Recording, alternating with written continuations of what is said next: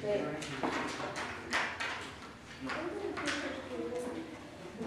All right. So take a second to look back at what you marked before our fire drill. And please let the group know which question or golden line you'd like to start with.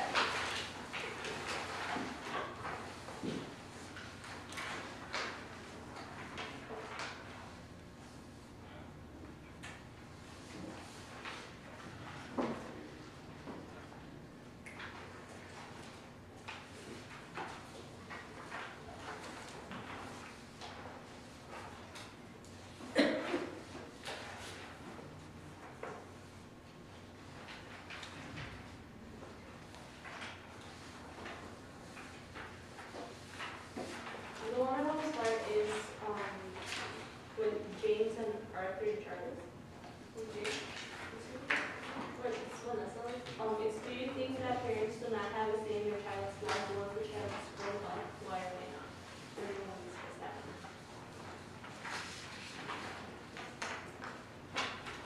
Vanessa, would you explain the context of your question a little bit? Like, what is your question based on? Yeah, so on page 164, in the first paragraph, the last line says, "It had been a heavy blow when he decided against my place. But his life was his own, and no other man had a right to put his hands on it." So it just kind of made me wonder if he's gone, like, does it mean that his parents don't have a say in his life? They can't choose what he wants to do anymore?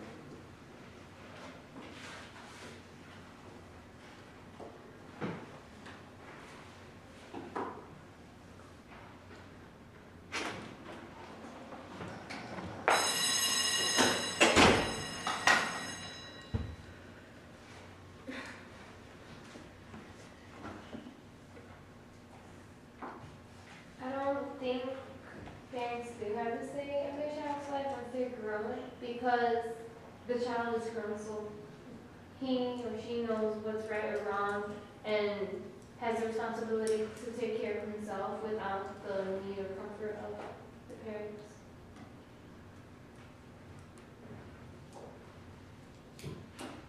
I agree because my mom was always telling me like when I get a job and I can buy my own things, then she won't have to tell me what to do and stuff like that. So like I'm my own person. If there can be like independent. Isn't it also that here in the US, once you're 18, you're considered a legal adult person? Like, I don't know, because then you can vote and you know, your license and you can officially, like, you can buy a car, I think, in Turkey. You're 15, so, like, you can get your own place and it's like, yeah, I'm free. You don't have to live with your parents anymore. I actually disagree with you guys, but partially. Because my father, I told him when I'm older, I'm probably gonna get married and start my own family. He said he would want to meet the boy first, and if I don't let him, he'd actually beat him up.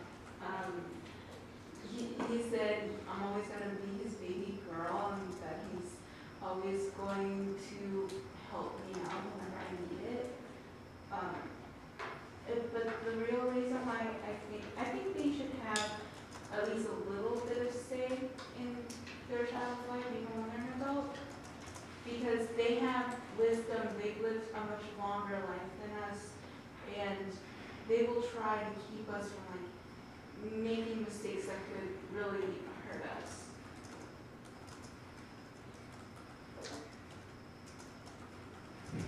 But it's like if you mess up, it's on you, it's not on the parents anymore. So you can always go to them for advice, and then they can once you're, in college and you're away from home, then you're officially on your own. I agree with what Angelica said, and I feel like I would rather my parents let me make the mistakes and then let me learn from them than just tell me what to do. But if you think about the text, don't the choices that the sons have made impact their fathers a lot? Like, Absalom's on his own, was on his own. Now he's not really on his own because he doesn't have freedom. But he got to make his own choices, and now it's going to impact his father.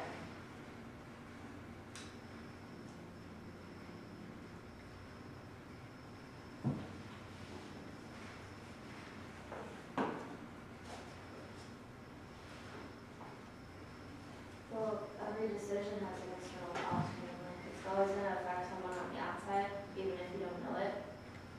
But still, Absalom was the one who made the decision. So that was on, like, that's his responsibility to take ownership for what he did. So it's not the dad's fault, but the dad is the one paying the price too.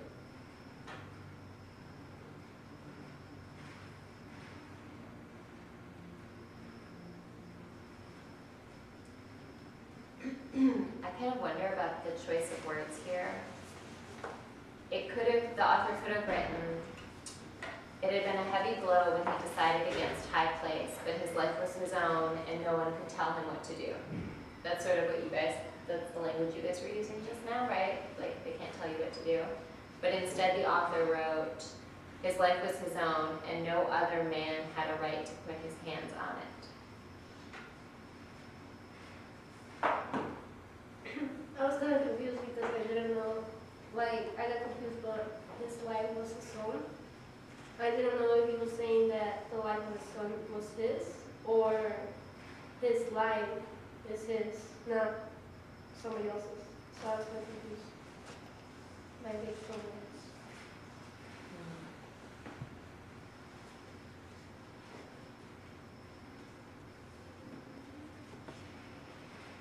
Well, I want to know that no man can choose the life for that person. It's that person's choice if he wants to, if he wants to follow the man or not. That's how I thought.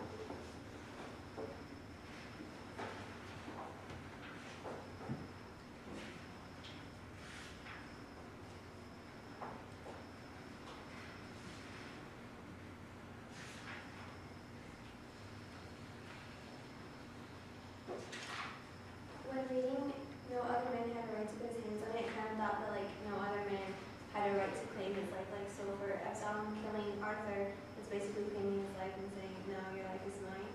So Arthur doesn't have his life.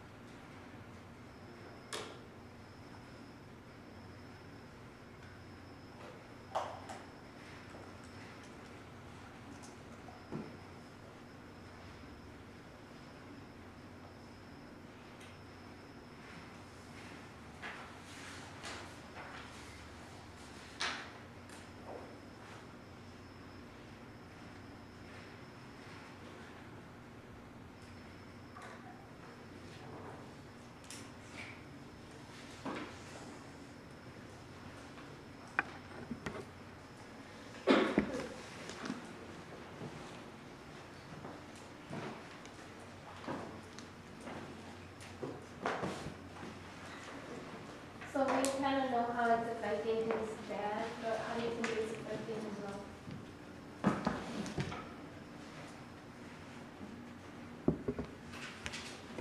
Does the mom even know about it?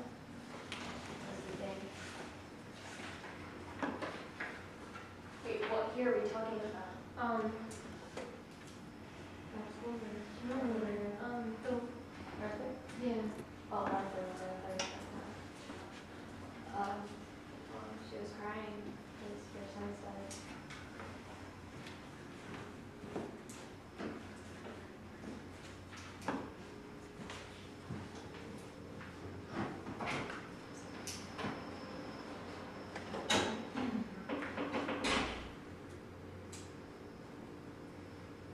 Where's that? On page 168. yeah, 168, very end. He said he started to talk to them about the airplane. His hand felt for a second earpiece so that he could use that also to shut out the sound of the woman of her crying and sobbing.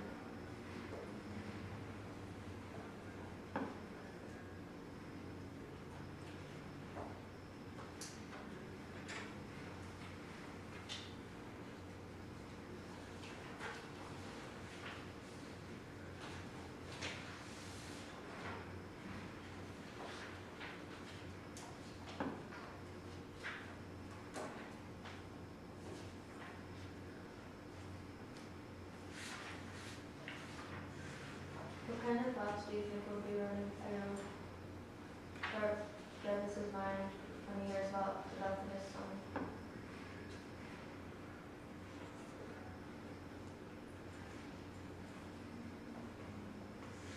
I think that he probably was like feeling that it was partially his fault because he probably didn't feel like he prepared his son for like everything.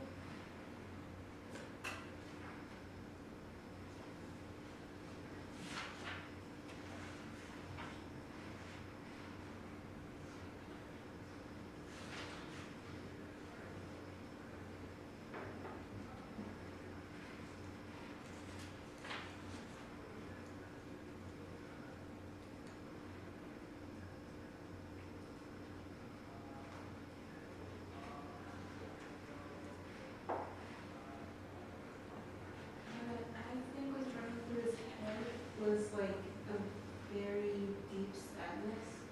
On page 167, it says, "The tears fill the eyes, the teeth hit the lips."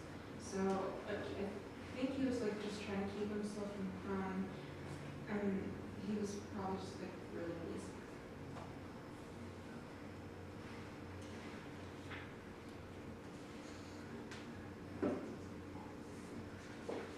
I thought he would have been shell shocked that, 1 minute you thinking your son's at home safe and then the next you find out he's dead. And then I also think he might be a little angry since he asked on page 167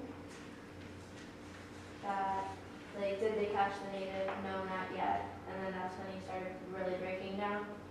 Because I think that's when he started to get angry, like, oh, like maybe he wanted revenge on the man who killed his son, or maybe he wanted him to get caught.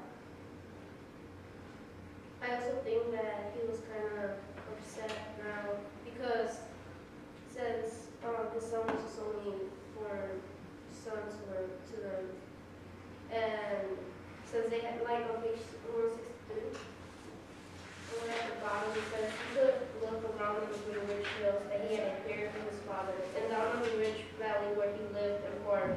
It had been his wish that his son, the only child that had been born to him, would have taken it after him. I think that now he's like, he lost that vision of the son of being something that he owned and was passed down from generation to generation to him. Why do you think it's important for him to, why would it be important for his son to keep the land?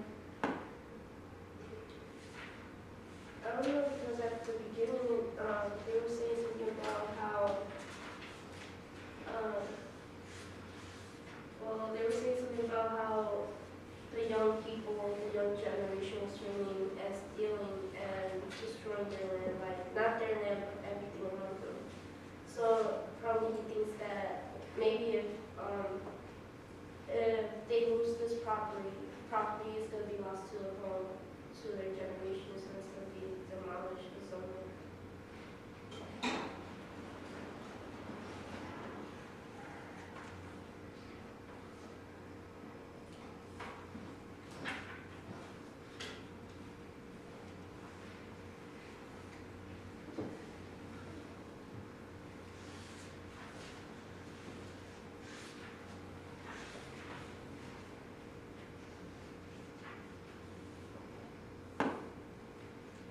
On page 161, why is there another description of the land?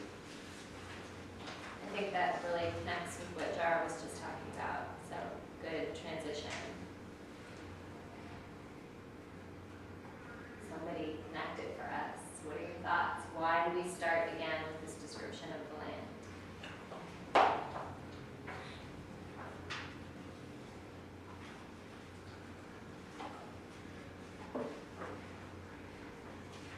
I think it was because there was a change in setting. And we were in Johannesburg in the first part of the book, and in this chapter, I think I went up to Nelson. I don't know how you say it. Ndacheni, No, Making it up. Actually, Ndacheni, I think. Kentucky. I'm so sorry. But yeah, I think that's the reason why. It's because there was probably a change in setting, going from Johannesburg back to the place where Kamala lives, obviously.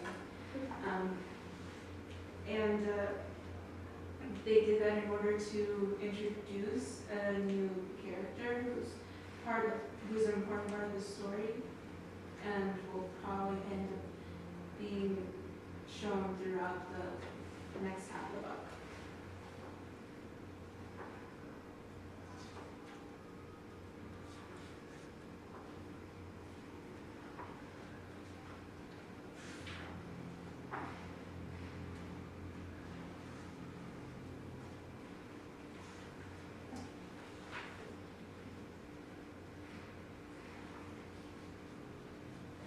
Any other thoughts, or should we move on? Other thoughts about the land? Anything else we got from this description of the land? Anybody? When I read the two paragraphs between the land, so like, I don't know why, but I feel like it's foretelling a person, like the land is a person, like these people. And at the end, it's like when they say it's getting destroyed, or like everything is getting dying or whatever, I feel like those are the bad events that happen in that person's life. So it's kind of like foretelling it, but in a small paragraph. Do you think this person is one of the characters? I think it's Arthur, or whatever his name is, the man. And then the other chapter is Kamala.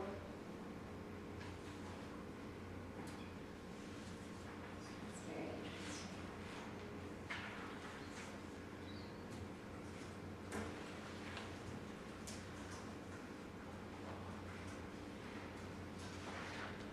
I also noticed, I love what you said, I think that's a really interesting perspective. I didn't think about it as deeply as you did, and I just sort of noticed that on 161, it starts the same, right? There's a lovely road, blah, blah, blah. And then, like, if you're picturing it like a movie in your head, instead of in part one where it talked about some of the land is still healthy and some of it is destroyed, it kind of zooms in here on just the good, right? Like just what is being controlled by this white person, Jarvis, where everything seems fine. So I think that helps shift everybody's perspective as they're reading. So then with other part of the line, the part that was damaged? In part one? Is what? Like how you said, it was sort of like a transition where it's showing the good and the bad. So it was both the one like the bad. And then Yeah, like look at 33, the first sentence, there's a lovely road, right? Second paragraph, the grass is rich and matted. Chapter 18 is missing the directions that say keep it, guard it, care for it, right? For it keeps men, guards men, cares for men. And then the third paragraph in part one, where you stand, the grass is rich and matted, but below, there have been too many cattle, too many fires, too many people. That doesn't happen here. In this one, the third paragraph is like, and here's the land of Mr. Jarvis called High Place.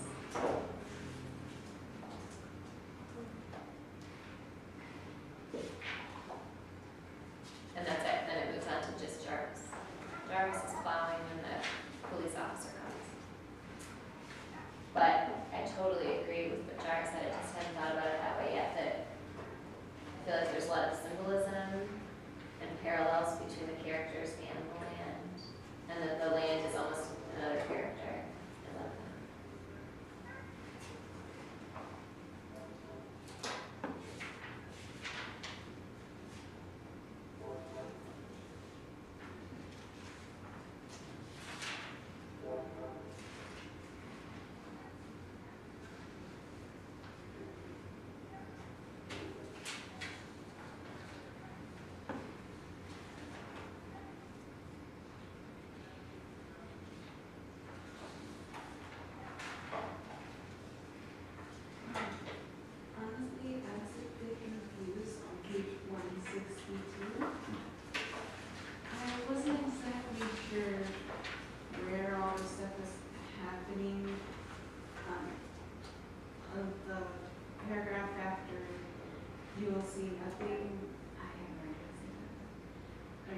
Jarvis grunted and called his dog, set out along the Kafir path that led up to the top. There was no Can I sign. interrupt you, sorry, real fast? That word is the N word. It is. Go ahead. Well, I mean, it's not exactly, but it's used the same way in South Africa. Go ahead. There was no sign out there, for the grass was fed by the mist, and the breeze blew coolingly on his sweaty face.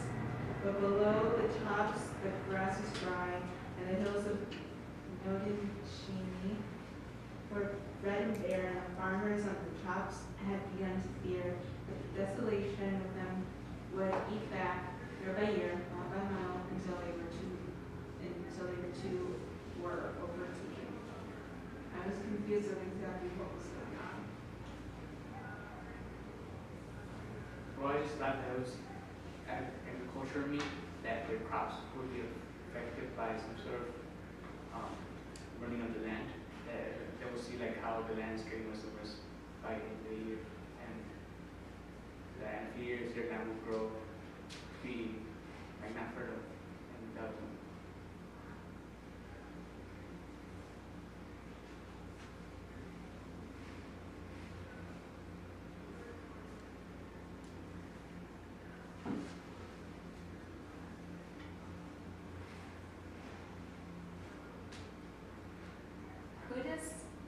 This is from Jarvis's perspective. Who does he see as the reason why the land isn't doing so well? You kind of asked about this in your question, so maybe you know. What was my question? That you submitted for homework. I need to educate. I'm just implying that I think you understood this part. That's what I got from your question. You don't feel confident? Who is he blaming for the land being in bad shape here? Uneducated farmers. Let me know. Because at the bottom says that people are ignorant and know nothing about farming methods. So if they don't know nothing about it, they're just gonna ruin the land and not get nothing from it. So.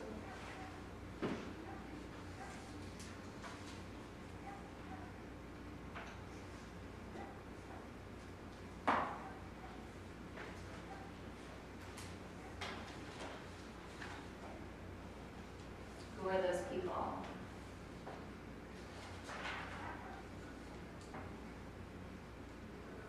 I think they were Africans, or, yeah, because on the next page, on 163, they were saying, some said there was too little land anyway, and that the natives could not support themselves on it, even with the most progressive methods of agriculture.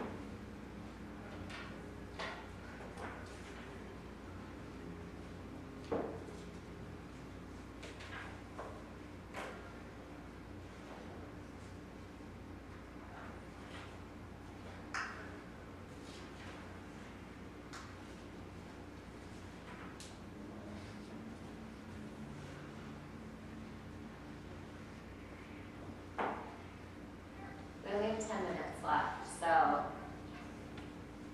throw your questions out there that you want to talk about, guys. I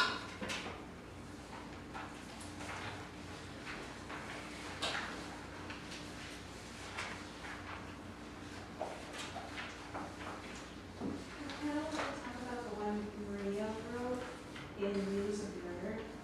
Does Jarvis have a right to try for his son? Parentheses, she put, because Jarvis voluntarily let his son go, so he should have been prepared for his son not coming back. So, I think this is a good question.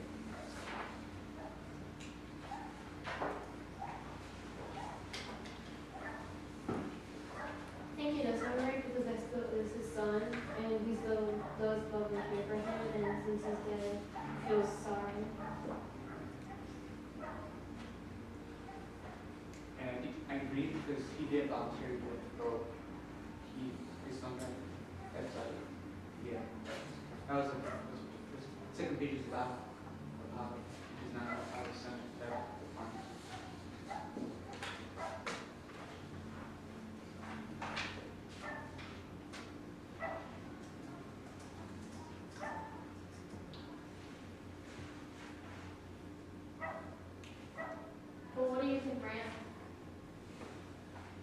now I just keep rereading the line. No other man had a right to put his hands on it. Meaning he could have said something to his son, but he decided not to. Which is why I say he voluntarily let him go. Because if he really loved his son, maybe he could have said like something along the lines of, you should stay home, come back, but he didn't. He didn't do anything about it. He just said, okay, you left, okay. Well, you're supposed to let him go one day, but that was the thing to let him go. So he did let him go voluntarily. Yeah, but you let him go for a reason, because pretty much his son is already grown up.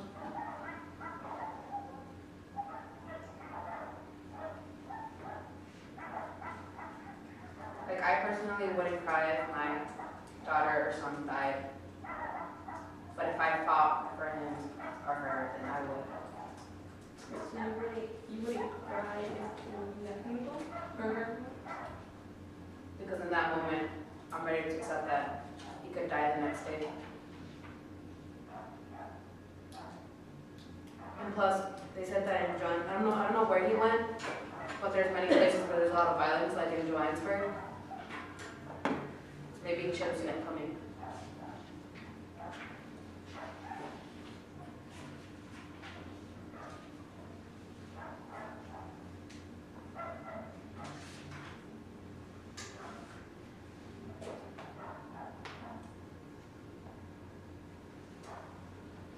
So we all agree? We're moving on. Everybody agrees with what Maria said? I mean, to me, it doesn't matter if my son or daughter left me or they didn't, because they're still my son or daughter. And I would cry if they died. They were like a part of me. I like gave them life and everything. It's like, I don't know why I wouldn't cry. It's just like,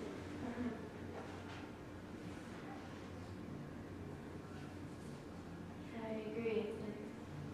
Even, like, what I've been saying, like, at the end of the day, they're still your son or daughter. Like, even if you let them go, it's like you still have that attachment to them. That's just like when they try, it's like severed. It's like hard to take. My mom cried when my brother almost broke his leg, and that was a leg. I kind of agree with Marina. I probably wouldn't cry, at least not in front of anyone. But then I kind of agree with Angelica, because I would cry, but not like in front of anyone. I wouldn't even want to see my tears or my sorrow. It is my child. I am the one who brought it into the world, so I would be sad. But I don't think to the point where his wife reacted on page 468. When it said to shut out the sound of the woman of her crying and sobbing. so you think she overreacted? No. To be perfectly honest, I think she had a normal reaction. But then I think of how women in South Africa actually react and how they're seen as. I thought she would have, like, silently cried to herself. Because,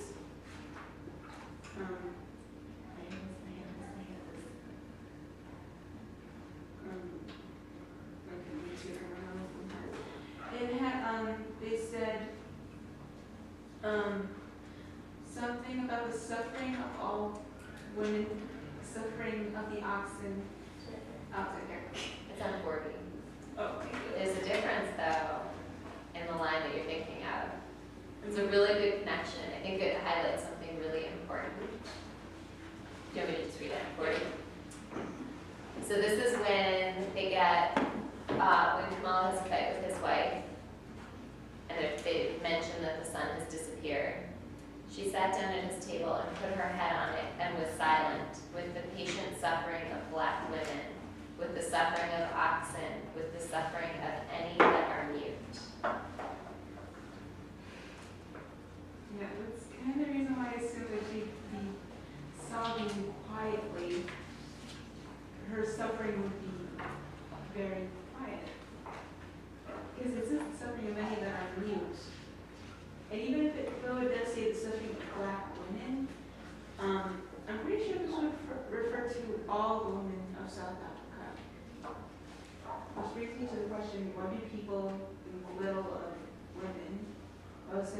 Diana.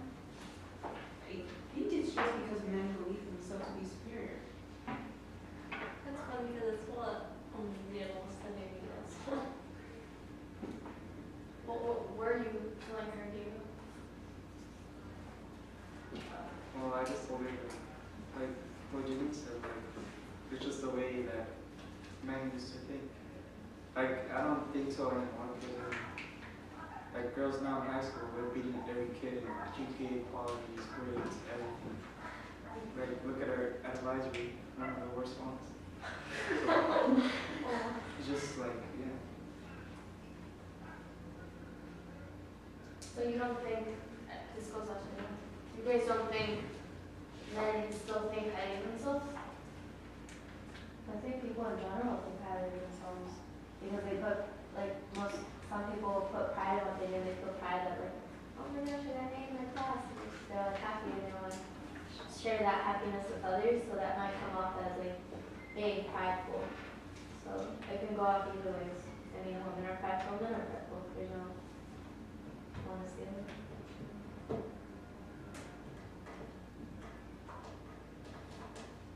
Well, I just think that men think they're like very prideful. So I guess it's prideful, but like in a different way now. Because I remember like all the documents back then, how men like used to think of education, the girls would just like stay home. And now I've noticed that men think of more like physical attraction instead of like I'm not lying. I saw this in my cousin's book that men think of themselves like more physically now. Like every time my cousin goes to the gym, he goes like that instead of going to his college classes. So and while women are like they do think of their physical attraction, but not that much because now they're a little bit more focused on like trying to get into a Senate because we don't have any senators that are women and like and all that. I actually disagree with the women being as well. So all this makeup for Well, I'm just saying they are also. I didn't say that they're like not like oh my gosh, okay, I don't care about makeup. I'm saying they are as well, but they're also now starting to have more.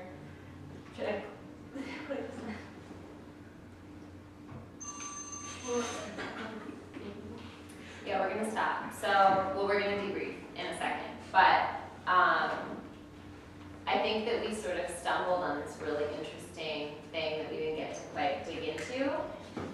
The difference between Kamala's wife and this wife and how they react to the news or to the information about their family. I mean, she doesn't know yet, but she's thinking about how her son has disappeared and the Jarvis son has also disappeared. He's dead, right? So I think that was super interesting.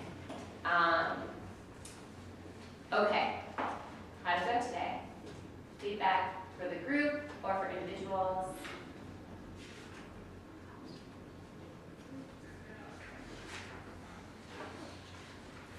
I thought it was decent. I want to give a shout out to Jara. She brought up some really interesting things. She talked a lot because she really had a lot of points and was some really good things. Yeah, I still have more to say at the end. But I was waiting for them to like finish the conversation between that. But yeah, I have more. I also want to give a shout out to Jara because like, I think we all need to learn from her because she like has everything just like right there and just like talks to you how you do it. You can see that she's like tired of her. Just circle and read. Well, I don't mean this in a bad way at all about Jara, so don't take this the wrong way. But sometimes she speaks and she hasn't formulated her thoughts too, right? And like they come out, you've said this yourself, like sometimes you start talking and then like you can't figure out how to say it, but you try and put it out there. So I'm agreeing with you totally. And also pointing out that like she's not perfect. She'll put something out there and then be like, I lost where I'm going and I can't figure it out. And other times you said like you totally changed how I think about that beginning of the chapter, which is what's supposed to happen in the circle, right? We like share our thoughts and discuss and then we see things in a new way. So, yeah, I agree. What else? More feedback?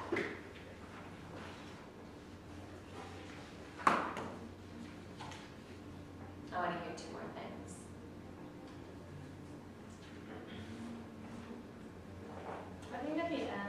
I don't know, always at the end we start to talk more because due to the time, I guess we just talk more at the end. Yeah, we just talked, it was better too. Thank you.